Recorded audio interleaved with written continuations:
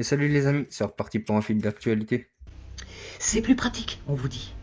Et là, ils sont en train d'enlever tous les pépins, les noyaux, les graines de nos fruits et légumes. Ça se passe aux États-Unis. Beaucoup de personnes là-bas dénoncent. Vous pouvez aller voir des vidéos TikTok qui en parlent. Tous leurs légumes et fruits deviennent des fruits et légumes sans pépins. Voilà.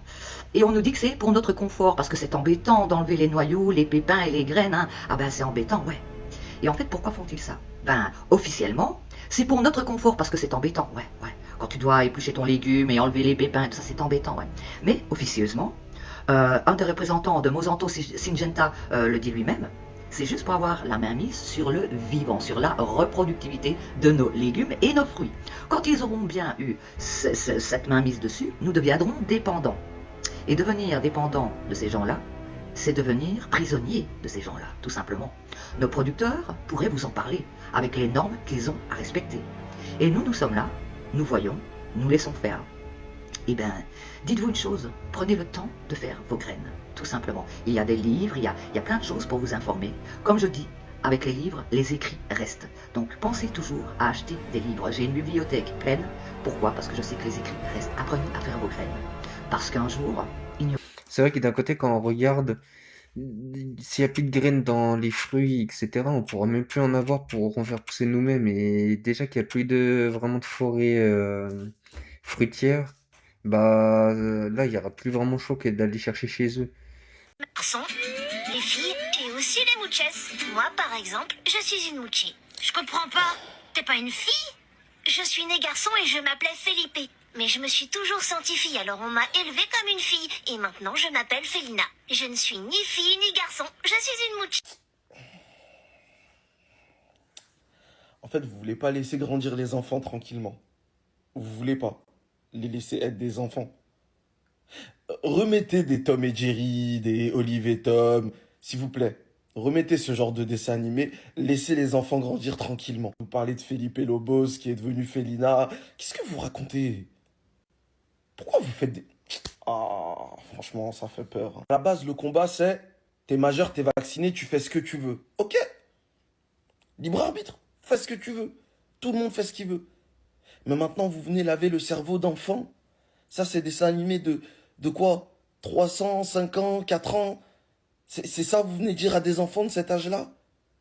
C'est ça que vous venez leur insuffler dans l'oreille? Ah, vraiment, c'est de plus en plus compliqué, hein. C'est vrai que je comprends pas pourquoi ils mettent des dessins animés comme ça pour les enfants. Et comme ils disent, le libre arbitre, c'est genre plus de 18 ans. En vrai, là, c'est mettre un peu des choses dans leur tête. Et ils refusent de passer un dessin animé russe avec des entre guillemets, images subliminaux alors qu'il n'y en a pas dans le dessin animé avec leur son. Et là, ils mettent des dessins animés comme ça, normal, ça devrait passer. Pourquoi? Parce que c'est dans leur intérêt. Il ne reste plus que 13 jours à Zelensky sur les 40 jours qu'il s'était donné pour faire plier la Russie. Et comme les mensonges ne suffisent plus, la population commence à s'enlacer. Les hommes sont tirés de force pour aller combattre la Russie. Les jeunes sont envoyés au front sans expérience du combat. À cause du manque d'effectifs, les femmes aussi sont appelées à aller sur le front. Les sexagénaires sont enrôlés de force. L'Union européenne refuse d'accueillir ou de protéger les Ukrainiens en âge de combattre. La corruption a atteint un niveau inédit. Plus aucun métro ne protège la population des missiles russes qui tombent sur Kiev. Tous les jours, des localités et des villes tombent entre les mains des forces armées russes.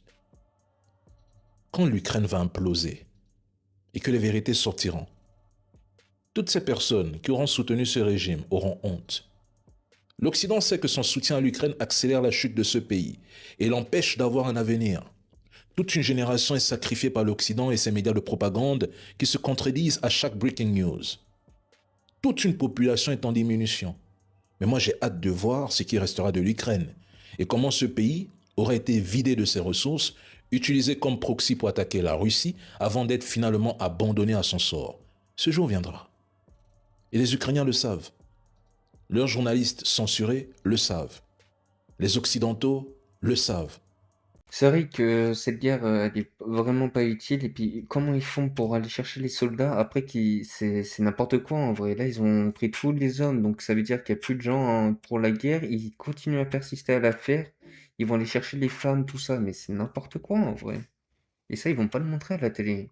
Saviez-vous qu'il existe un endroit où la lumière du soleil ne pénètre que pour quelques minutes, et qu'en quelques minutes, tout le décor se transforme comme par magie? Les photographes appellent cet endroit le plus beau light show naturel du monde. Parfois, c'est rouge sombre, parfois c'est orange, parfois c'est doré, et parfois c'est rose. On dirait qu'un artiste a peint l'endroit au pinceau. Ce lieu n'a pas été créé par un humain, ce sont l'eau et l'air qui l'ont façonné, lentement, pendant des milliers d'années. Ces parois sont si lisses qu'on a l'impression qu'elles ont été polies à la main. Les chemins étroits, les virages et la lumière qui arrive par le haut créent un spectacle qui ne ressemble à rien, sauf à une scène de film. À chaque tournant, un nouvel angle, une nouvelle couleur et un nouveau moment d'émerveillement apparaissent. Mais ce paysage peut aussi devenir dangereux. En saison des pluies, l'eau qui arrive soudainement peut remplir toute la vallée en quelques minutes. C'est pour ça qu'on interdit d'y aller sans guide, et que seul un nombre limité de visiteurs ont le droit d'entrer chaque jour. C'est un vrai chef-d'œuvre naturel, l'Antelope Canyon, en Arizona.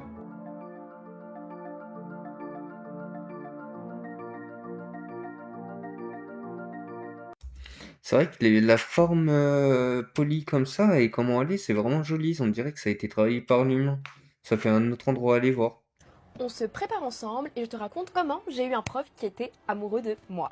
Alors à la base c'était mon prof de seconde et c'était jamais rien vraiment passé de particulier à cette époque-là. Et en fait quand j'étais en terminale, donc quand je me rapprochais de la majorité, je sais pas s'il y a un lien, bah en fait j'ai reçu un mail de ce fameux professeur qui me souhaitait bonne année, machin, j'espère te croiser plus souvent dans les couloirs parce qu'en fait souvent je le croisais dans les couloirs et bah je lui disais bonjour parce que bah c'était mon professeur. Sauf que lui il a pris un peu autrement. Donc du coup moi j'en parle à tous mes amis et tout en mode regardez comme il est gentil, est-ce que vous aussi il vous a envoyé ça?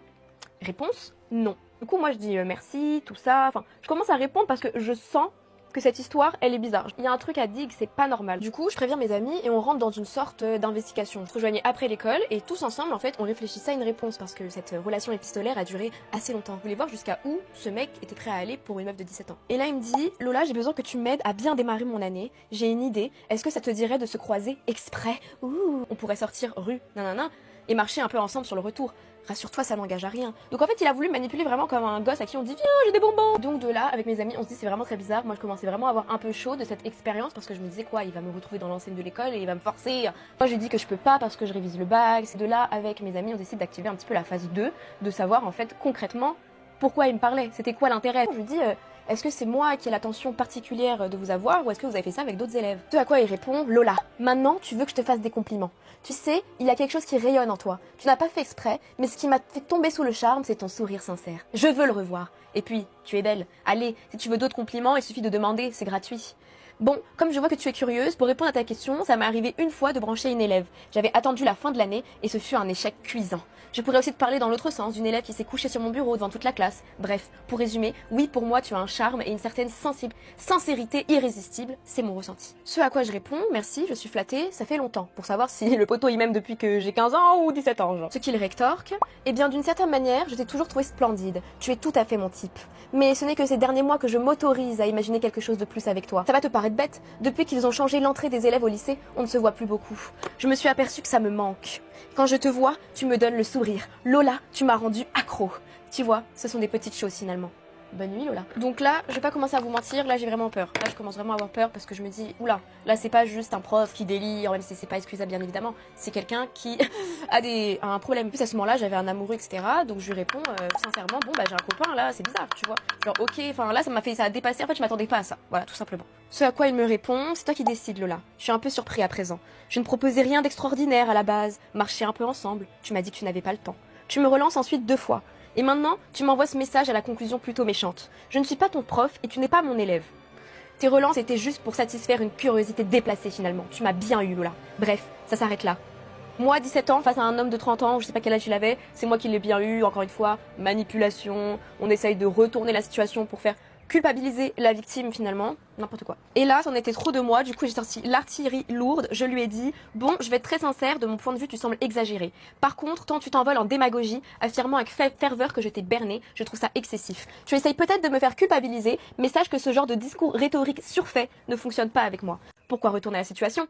Là, il change de mécanique, il voit que l'agressivité ça ne fonctionne pas, il décide de faire sa victime, bouhou, pour qu'on pleure sur son histoire. Il me dit, Lola tu n'as pas compris. Oui, je suis plus vieux que toi, et je suis très malin dans certains domaines. Mais affectivement, je suis un gamin, vraiment. C'est comme ça que je pense qu'il a voulu que je lise l'email en mode oh non, putain, le pauvre, il est pas comme les autres, c'est pour ça qu'il est pédophile. Ah. Il me dit que le message que je lui avais répondu pour lui dire merci pour la bonne année, en fait, tellement il était content que ça lui a fait pas dormir de la nuit. Je sais pas comment c'est censé être rassurant. Je ne dis pas ça pour te complimenter, mais pour que tu comprennes qu'il y a des gens comme ça, et j'en fais partie.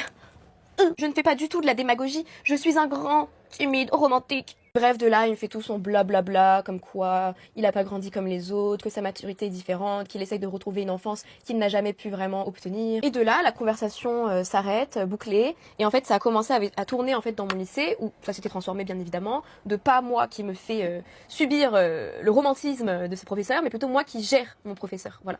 Donc ça tournait partout, qui disait que je gérais ce professeur, qu'on avait une relation, nanani, donc encore pire.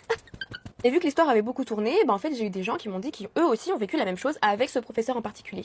Donc de là on décide en fait de faire un mail collectif avec toutes nos preuves et de les envoyer au directeur du lycée où j'étais, et vous vous doutez bien, il ne s'est jamais rien passé, voilà.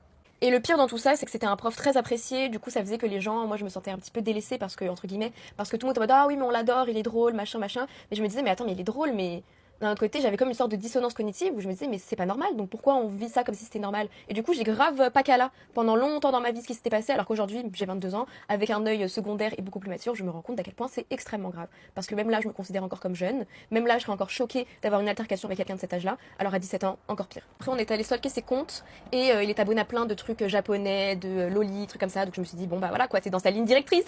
Et avant que je me lance sur les réseaux, il me followait encore, toi mais gros, qu'est-ce que tu fous là, arrête, au moins fais genre que tu te fais discret. Et je l'avais bloqué. Et là, je sais pas, il est peut-être toujours abonné à moi. En vrai, c'est vrai que ça peut aller vite quand même. C'est souvent la même mécanique qu'ils utilisent, comme c'est souvent celle qu'elle a dit. Puis quand on est jeune, on se rend pas forcément compte, donc ça peut aller assez vite parce que on est jeune. Mais il faut faire quand même assez attention et c'est souvent par des petites manips comme ça qu'ils font. Je trouve qu'elle a bien réagi quand même et qu'elle a bien compris ce qui pourrait se passer. Et ça montre un peu les choses quand même. Après, j'ai connu aussi des gens où dans leur lycée, collège, etc., il y avait eu des problèmes d'attouchement par un professeur. Il s'était quasiment rien passé. Et voilà quoi. C'est souvent la même chose. Comment détruire la société? C'est très simple. Il faut regarder la base de la société. Et c'est l'argent. C'est-à-dire que tu te lèves pour aller au boulot, pour de l'argent. Et pour vivre dans cette société-là, tu as besoin d'argent. L'argent, aujourd'hui, c'est devenu un dieu. Tu me diras, qu'est-ce que tu racontes? Moi, je prie, je fais mes 5 prières. Oh non, je vais à l'église, à la mosquée, à ci, à ça. Tu passes des heures au travail pour de l'argent. Est-ce que tu fais la même chose pour Dieu? Non, pas forcément. Donc c'est pour ça que je dis que c'est un dieu, dans le sens où tu lui dédies ton attention, ton énergie, tout en fait. En réalité, tout. Il faut comprendre une chose, c'est que l'argent n'existe pas. La valeur de l'argent n'existe pas. C'est-à-dire ce billet-là, là, tu le vois, c'est 10 euros. Mais en réalité, ce n'est qu'un papier. C'est dans ta tête que la valeur se crée. Et aussi, il faut comprendre que ceux qui dirigent ce monde utilisent l'argent comme moyen d'oppression, comme moyen d'influence. Donc, il faut comprendre que si on met de côté l'argent, la société, c'est fini. Elle n'existe plus. Puisque le modèle capitaliste, sa base, c'est juste ça. Ce n'est rien. Cette société, elle tient sur des bases qui n'existent pas. Elles ne sont que dans ta tête. Sur des bases qu'on t'a projetées, mais ça n'existe pas tout ça. Dans le sens où c'est toi en fait qui décide. Mais puisque tout le monde met son énergie là-dedans, c'est une réalité. Et tu penses que c'est impossible de vivre sans argent? Tu penses que c'est impossible de vivre... Non, c'est faux ça.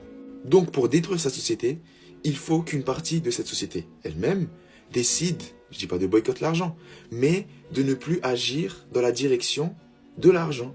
C'est-à-dire qu'il faut arrêter d'aller au boulot. Ça veut dire qu'il faut retirer son argent pour déséquilibrer le système bancaire. Et il faut faire vraiment rendre l'argent en fait qui n'ait plus de valeur, qui n'existe plus en fait. Vous me direz, mais oui, mais après on fait comment pour le gaz, l'électricité, ci et ça? On vit et on peut vivre dans l'abondance. La nourriture, il y en a plein. L'électricité, on peut en créer. En fait, on a tellement d'opportunités, mais juste qu'on est tellement dans des schémas prédéfinis que tu te dis que en non, s'il y a une révolution, ça sera le chaos, ça sera ci, ça sera ça. Bien sûr, ça sera le chaos, mais dans tous les cas, il faut faire quelque chose.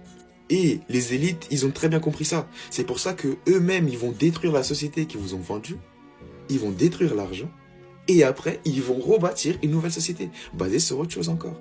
Ils vont faire strictement la même chose que moi je dis.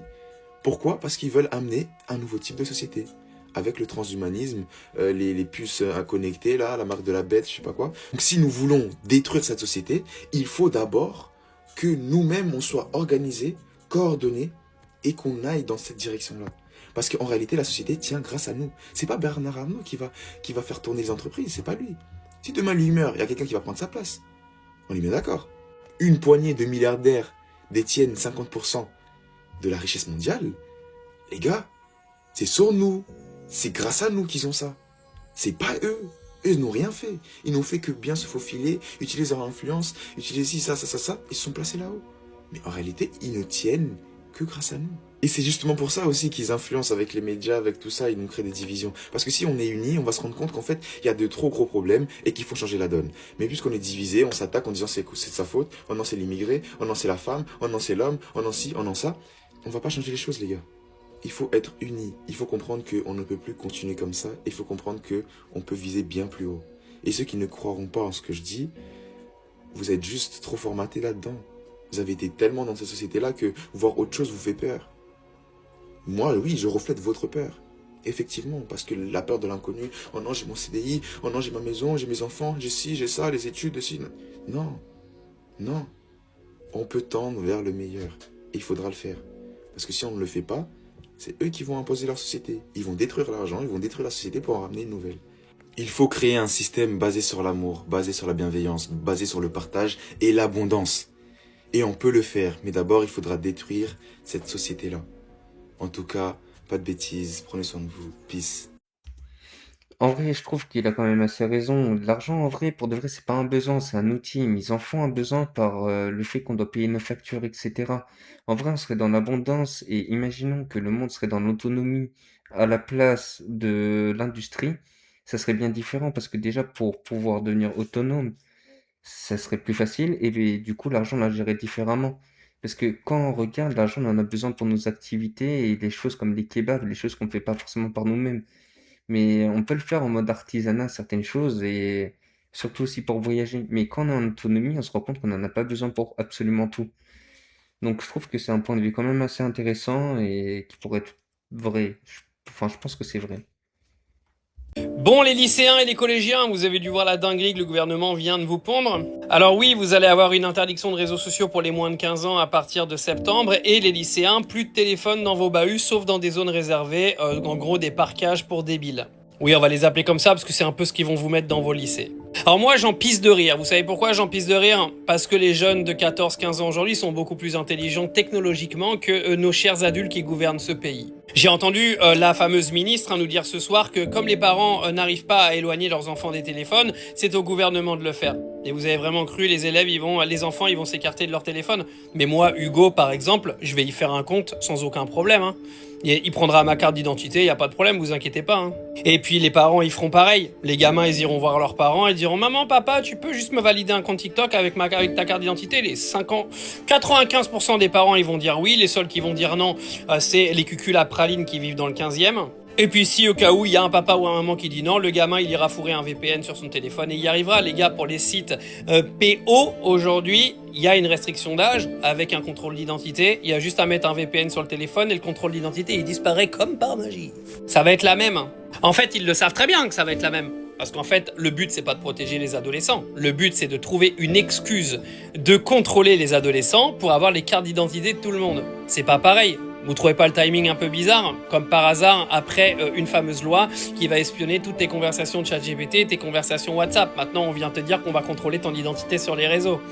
Les gars, le fait d'interdire le réseau aux moins de 15 ans, c'est un prétexte. Ça n'a rien à voir avec les jeunes. Les jeunes, ils vont contourner tout ça. Il n'y en a pas un qui va respecter. Et honnêtement, ils ont le droit et ils ont raison.